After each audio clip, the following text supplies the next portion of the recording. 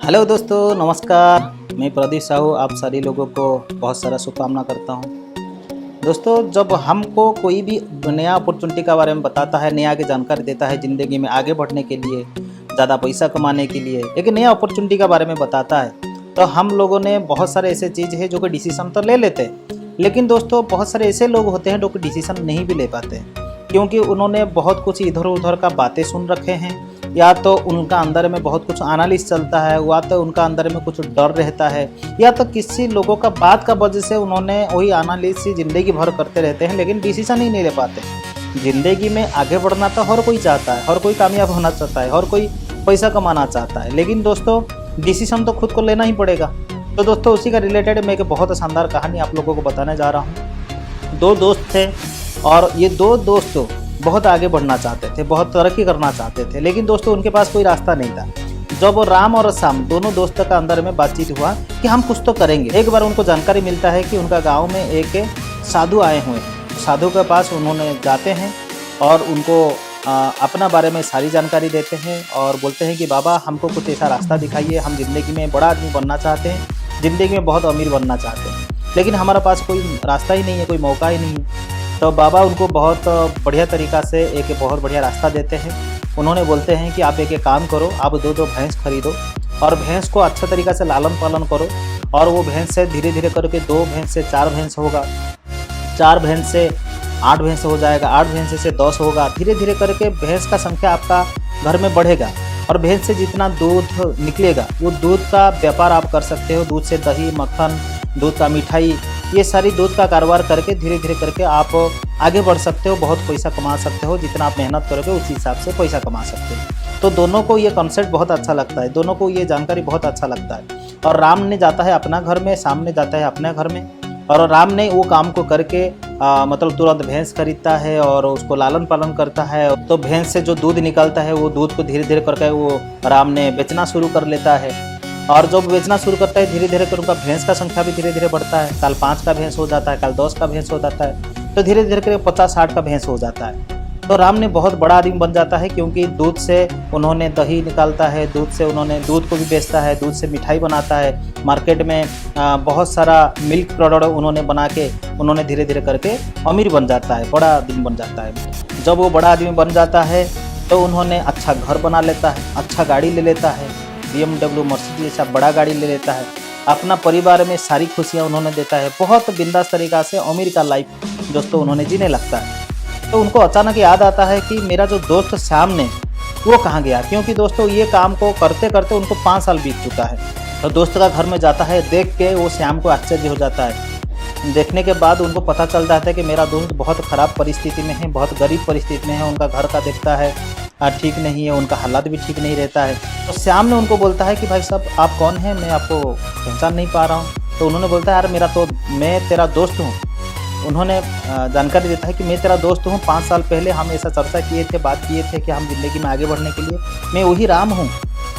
तू ऐसा बदल गया, तेरे पास इतना बड़ा गाड़ी है, तो वो सूट कोट पहन के आया है, तू अमीर बन गया क्या, कोई लॉटरी लग गया क्या? तो ऐसे ही बोल के श्याम ने उनको बोलता है, और लेकिन राम ने बहुत मुस्कुराहट हुए जवाब देता है, नहीं, मैं ऐसा कुछ नहीं किया हूँ, मैंने असली से मेहनत किया।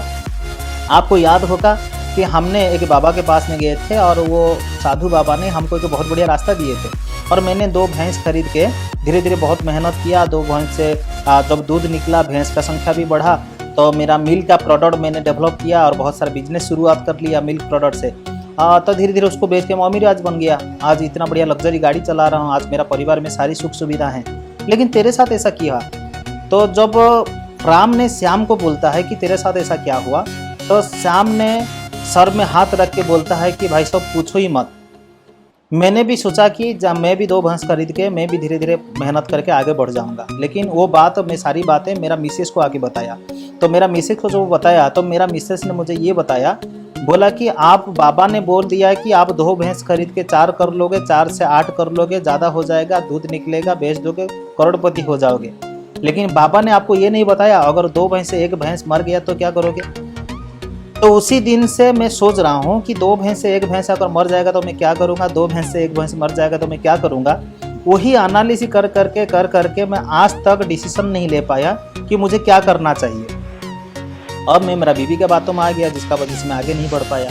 तो दोस्तों हमारा ज़िंदगी में हम ऐसे ही गलती करते हैं। जब कोई अपॉर्चुनिटी को हम देखते हैं, जब कोई रास्ता हमको बताता है, हम जिंदगी में आगे बढ़ना चाहते हैं, कुछ लोग डिसीजन लेते हैं, पॉजिटिव सोचते हैं और बोलते हैं कि नहीं मेरा विश्वास है, मैं करके दिखाऊंगा। उन्होंने बहुत मेहनत करते हैं, बहुत संघर्ष करते हैं, उन्होंने ज़िंदगी को बदल लेते हैं, परिवर्तन कर लेते हैं। लेकिन कुछ लोग ऐसे भी हैं तो किसी का बातों में आके उसी चीज़ में फंस जाते हैं, वो डिसीजन नहीं ले पाते हैं। उनको लगता है कि मतलब नेगेटिव चिंताधारा आ जाता है कि अगर नहीं हुआ तो, अगर ये हो गया तो, अगर 2 लोग मेरे साथ नहीं जुड़े तो, मैं नहीं कर पाया तो, उन्होंने तो फेल हो गया था, मैं कैसे सक्सेस होऊंगा, मैंने सक्सेस।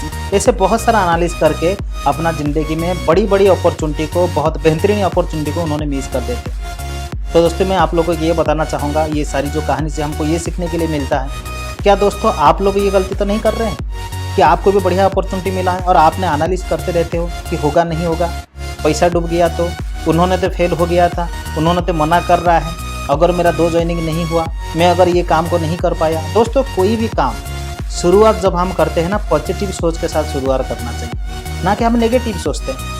जब हम नौकरी करने के लिए जाते हैं क्या नेगेटिव सोचते हैं? जब हमारा बच्चे को हम पढ़ाई करते हैं क्या हम ये सोचते हैं वो फेल हो जाएगा? तो हम ये नहीं सोचते हैं, हम पॉजिटिव सोच के साथ उनको भेजते हैं। हम अपने आप को पॉजिटिव रख के कोई भी काम शुरुआत करना चाहिए। अगर आप पॉजिटिव सोच के अच्छा तरीक़ा से समझ के अगर आप भी ये काम को शुरुआत करते हो, डायरेक्ट सेल इंडस्ट्री जिसको हम बोलते हैं, नेटवर्क मार्केटिंग जिसको बोलते हैं, अगर आप भी शुरुआत करते हो तो आपका ज़िंदगी में भी बहुत बड़ा परिवर्तन हो सकता है, आप भी कर सकते हो। भगवान किसी को भी दोस्तों कमी नहीं दिया है, हमारा अंदर में बहुत सारा पोटेंशियल, बहुत सारा काबिलियत भगवान ने दिया है। हमको खुद को भी नहीं पता है कभी कभी कि हम क्या कर सकते हैं। इसीलिए दोस्तों ज़्यादा एनालिसिस नहीं करके हमको पॉजिटिव सोच के साथ में काम को शुरुआत कर लेना चाहिए और पूरा भीड़ के मेहनत करना चाहिए। सिस्टम जैसे बताता है, सक्सेसफुल लोग जैसे बताते हैं, जो सक्सेस का राहों में चल रहे हैं, इन्हीं लोगों का राहों में चल के, उन लोगों का बातों में चल के हम भी ज़िंदगी में बड़ा कामयाब इंसान हो सकते हैं, हमारा सारी सपना को पूरा कर सकते हैं। तो दोस्तों मैं आप लोगों को यही बताना चाहूँगा, अगर मेरा कहानी आपको अच्छा लगा